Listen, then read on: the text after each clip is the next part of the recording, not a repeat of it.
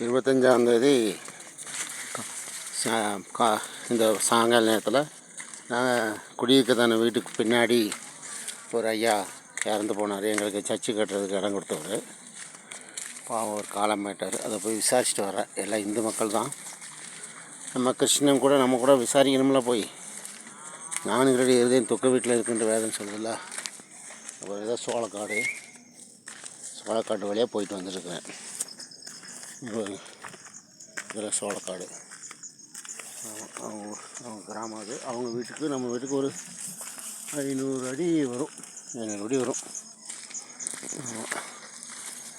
நேற்றாவும் ஒரு வீட்டுக்கு அங்கே ஒரு வீட்டுக்கு இறந்த வீட்டுக்கு போயிட்டு அங்கே ஆண்டோட வார்த்தையை சொல்லிட்டு வந்தேன். கிறிஸ்தவங்க மத்தியில் ஆண்டோட வார்த்தையை சொல்கிறது வேறு, இவங்களுக்கு மத்தியில் சொல்கிறது வேறு.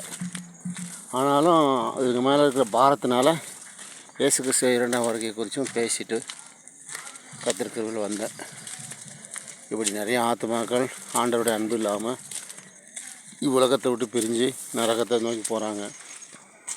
நாம் இவங்களுக்காக ஜெபிக்கணும்.